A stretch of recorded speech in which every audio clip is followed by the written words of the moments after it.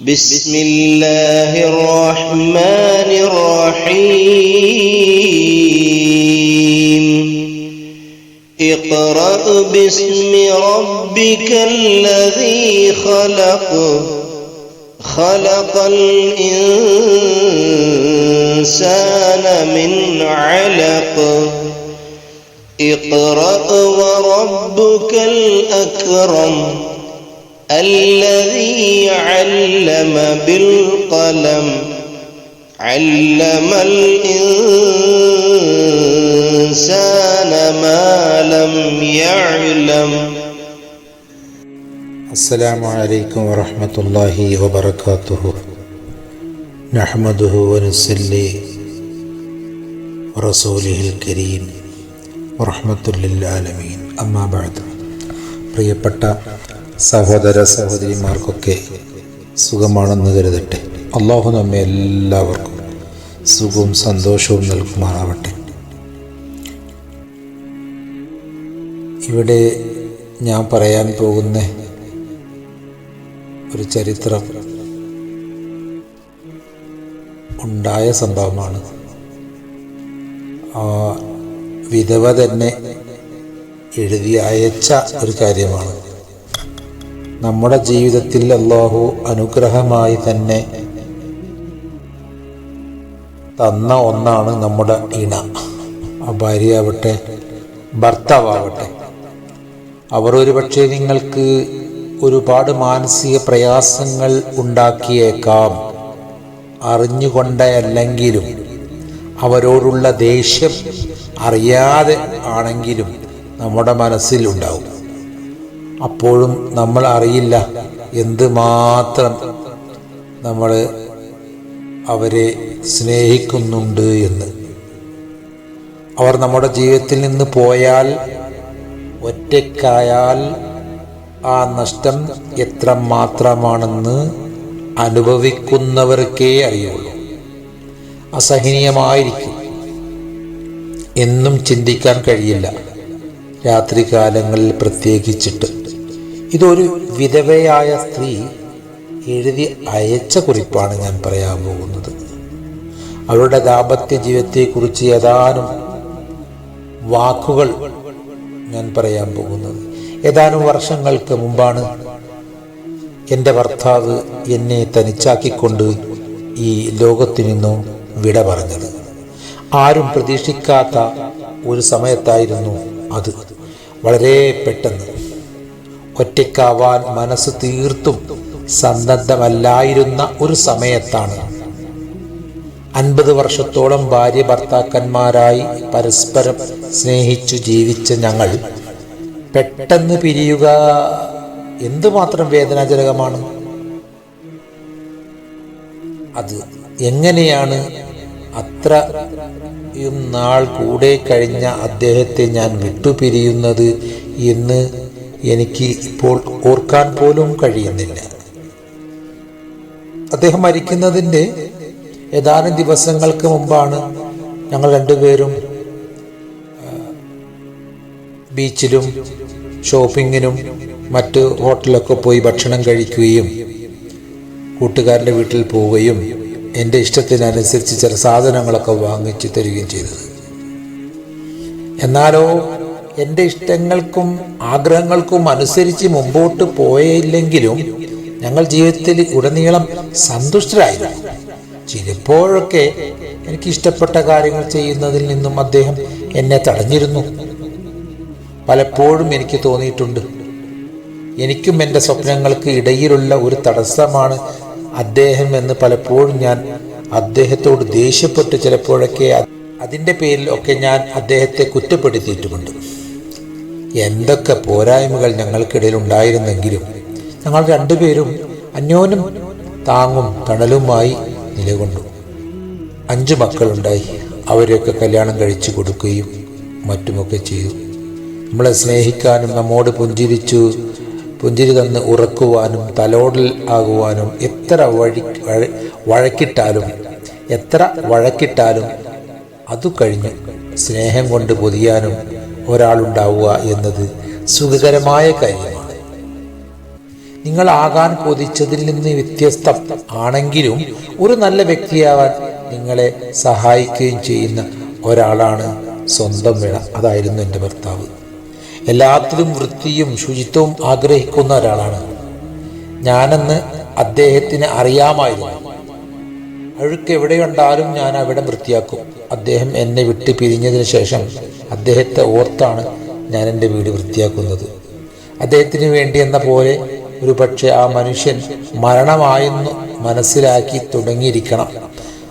ഞാനും അദ്ദേഹവും മക്കയിൽ നിന്നുള്ള നമസ്കാര തത്സമയം ടിവിയിലൂടെ കാണാൻ അദ്ദേഹം ആഗ്രഹിച്ചിരുന്നു. മക്കയിൽ നിന്നുള്ള നമസ്കാരവും തത്സമയം ലൈവ് പ്രോഗ്രാം ടിവിയിലൂടെ അദ്ദേഹം കാണാൻ തുടങ്ങിയതും മരണത്തിന് തൊട്ട് മുമ്പുള്ള ദിവസങ്ങളിലാണ്. അത് മനസ്സിന് ശാന്തി നൽകുന്നു എന്ന് അദ്ദേഹം എന്നോട് പറഞ്ഞു. മക്കയിൽ നമുക്ക് പോകണം എന്നും കഅബ സന്ദർശിക്കണം എന്നും അദ്ദേഹം ഇടയ്ക്കിടയ്ക്ക് സംസാരിക്കുമായിരുന്നു. അതിയായ ആഗ്രഹം ഉണ്ടായിരുന്നു. പക്ഷെ അള്ളാഹു അദ്ദേഹത്തെ നേരിട്ട് അവങ്കലേക്ക് തന്നെ വിളിച്ചു. അള്ളാഹു എൻ്റെ പ്രിയപ്പെട്ടവനിൽ അവൻ്റെ കാരുണ്യം ചൊരിയട്ടെ. അദ്ദേഹത്തെ ഓർക്കവേ ഞാൻ ഓർമ്മകളിലേക്ക് ഊളിയിടും. ഞങ്ങൾ ഒരുമിച്ച് ചെലവഴിച്ച നിമിഷങ്ങൾ, കുട്ടികൾ, പേരക്കുട്ടികൾ, ഞങ്ങൾ സന്ദർശിച്ച സ്ഥലങ്ങൾ, ഞങ്ങളുടെ ജീവിതത്തിലുണ്ടായ ത്യാഗങ്ങൾ, വഴക്കുകൾ, സന്തോഷങ്ങൾ, ഉയർച്ചകൾ, താഴ്ചകൾ, അനുഗ്രഹങ്ങൾ, വാഹനത്തിൽ പോയത്, വാഹനം വാങ്ങിച്ചത്, അങ്ങനെയെല്ലാം അദ്ദേഹത്തിൻ്റെ മുറിയിൽ അങ്ങനെ ഓരോന്നും പരത്തി ചിന്തകളിൽ മുഴുകുമ്പോൾ എനിക്കൊരു കഷ്ണം കടലാസ് കിട്ടി. പുസ്തകങ്ങൾക്കിടയിൽ മടക്കി വെച്ചിരുന്നായിരുന്നു അദ്ദേഹത്തിൻ്റെ സെപ്പറേറ്റായ ഒരു ബുക്കിൽ. അത് ഞാനൊന്ന് തുറന്നു നോക്കി. അതിൽ ഇങ്ങനെ എഴുതിയിരുന്നു: എൻ്റെ പ്രിയപ്പെട്ടവളെ, നീ എനിക്ക് എൻ്റെ എല്ലാമാണ്, എൻ്റെ സർവസ്വം. ഞാൻ നിന്നെ ഒരുപാട് സ്നേഹിക്കുന്നു, പ്രണയിക്കുന്നു. എൻ്റെ ഭാഗ്യവും എൻ്റെ ജീവിതത്തിൻ്റെ സൗന്ദര്യവും നീയാണ്. നീ മാത്രം. നിന്നെ പല രീതിയിലും ബുദ്ധിമുട്ടിച്ചിട്ടുണ്ട്, സത്യമാണ്. അടിച്ചിട്ടുണ്ട്, സത്യമാണ്. ചീത്ത പറഞ്ഞിട്ടുണ്ട്, സത്യമാണ്. നീ പലതും തരുമ്പോൾ കുടിക്കാതെയും തിന്നാതെയും ഞാൻ മാറ്റിവെച്ചിട്ടുണ്ട്, സത്യമാണ്. അതെല്ലാം നീ ക്ഷമിക്കുക. പിന്നീട് പലതും എഴുതിയിട്ടുണ്ട്. എല്ലാം പറയാൻ ഞാൻ മടിക്കുന്നു. ശ്വാസം അടക്കി പിടിച്ചു ഞാനത് വായിച്ചു. ഒന്നല്ല, ഒരുപാട് തവണ. അദ്ദേഹത്തിന് അറിയാമായിരുന്നു അദ്ദേഹം പോയി കഴിഞ്ഞു. എന്നെങ്കിലും ഒരിക്കൽ എൻ്റെ കയ്യിൽ ഈ കടലാസ് കിട്ടുമെന്ന്. നേരിൽ പറയാൻ അദ്ദേഹത്തിന് കഴിയുമെന്ന് അദ്ദേഹത്തിന് തോന്നിക്കാണില്ല. എൻ്റെ മനസ്സ് അദ്ദേഹം അറിഞ്ഞു കാണണം, അല്ലേ? അദ്ദേഹത്തിൻ്റെ നഷ്ടം ഞാനിപ്പോൾ വല്ലാതെ മാനസികമായി അറിയുന്നുണ്ട്. പലതും ഞാൻ അദ്ദേഹത്തിന് വേണ്ടി ത്യജിച്ചു. പലപ്പോഴും അതിൻ്റെ പേരിൽ ഞാൻ വിഷണ്ണയായിരുന്നു. വർഷങ്ങളോളം അദ്ദേഹത്തോട് പലപ്പോഴും പകയും വിദ്വേഷവും തോന്നുകയും ചെയ്തിരുന്നു. പക്ഷെ ഇപ്പോൾ ഞാൻ അറിയുന്നു, ഈ ലോകത്തെ എന്ത് ത്യജിട്ടാണെങ്കിലും ഒരു ദിവസം കൂടി അദ്ദേഹത്തെ എനിക്ക് സ്വന്തമായി കിട്ടിയിരുന്നെങ്കിൽ, ആ കൈകൾ ചേർത്ത് പിടിച്ച് തമാശകൾ പറഞ്ഞ് സ്നേഹനിർഭരമായ കണ്ണുകളോടെ എന്നെ നോക്കിയിരുന്ന് ഒരുമിച്ചിരുന്ന് ഭക്ഷണം കഴിച്ച് ഉറങ്ങാൻ കിടക്കുമ്പോൾ എൻ്റെ നെറ്റിയിൽ ചുംബിച്ച് അങ്ങനെ ഒരിക്കൽ കൂടി അദ്ദേഹത്തെ എനിക്ക് സ്വന്തമായി നീട്ടിക്കിട്ടുമായിരുന്നെങ്കിൽ എന്തും തിരിച്ചേനെ. എനിക്ക് അത്രക്കും വിലപ്പെട്ടതായിരുന്നു എൻ്റെ ഭർത്താവ്. എന്നെ സംബന്ധിച്ചിടത്തോളം അതെ, എൻ്റെ എല്ലാമെല്ലാം. ഇനി ഞാനൊന്നും പറയുന്നില്ല. ഇപ്പോൾ ഞാൻ ഒറ്റക്കാണ്.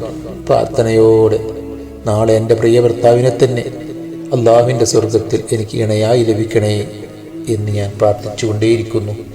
നിങ്ങളും പ്രാർത്ഥിക്കുക. നിങ്ങൾ സഹോദര സഹോദരിമാരെ, നിങ്ങളുടെ ഭർത്താവ് ഭാര്യമാരോട് ഉള്ളപ്പോഴേ നന്നായി സ്നേഹിച്ചിട്ടും ഒരുമിച്ചിട്ടും കാര്യമുള്ളൂ. ജീവിച്ചിരിക്കുമ്പോൾ മുഖത്ത് നോക്കി പുഞ്ചിരിക്കുകയും ചുംബിക്കുകയും ചെയ്യുക. മരിച്ചതിന് ശേഷം ചുംബിച്ചിട്ട് കാര്യമില്ല, ചുംബിക്കാൻ ആഗ്രഹിച്ചിട്ടും കാര്യമില്ല. ചിരിച്ചിട്ടും കാര്യമില്ല, ചിരിക്കാൻ ആഗ്രഹിച്ചിട്ടും കാര്യമില്ല. സഹായിച്ചിരിക്കാൻ കഴിയില്ല, ഒരു രാവ് പോലും കൂട്ടുകിടക്കാൻ കഴിയില്ല. അങ്ങനത്തെ മണിയറ വിട്ട് മണിയറയിലേക്കാണ് നാം പോവേണ്ടത്. ഇൻഷാ അല്ലാഹ് ഈ ഒരു കാര്യം നിങ്ങൾക്ക് ഇഷ്ടമായെന്ന് കരുതുന്നു. നിങ്ങളുടെ സ്നേഹിതന്മാർക്കും കൂട്ടുകുടുംബങ്ങൾക്കും സെൻഡ് ചെയ്യുക. ഇൻഷാ അല്ലാഹ് അള്ളാഹു ഖൈറായ രീതിയിൽ ജീവിക്കുവാൻ നമുക്കെല്ലാവർക്കും തൗഫീഖ് നൽകുമാറാവട്ടെ. ഇനിയൊരു വിഷയമായി നിങ്ങൾക്ക് കേൾപ്പിക്കാനും നിങ്ങൾക്ക് കേൾക്കുവാനും അള്ളാഹു തൗഫീഖ് ചെയ്യുമാറാവട്ടെ. ആഖിറു ദഅ്വാനാ അൽഹംദുലില്ലാഹി റബ്ബിൽ ആലമീൻ. ആമീൻ ആമീൻ യാ റബ്ബൽ ആലമീൻ.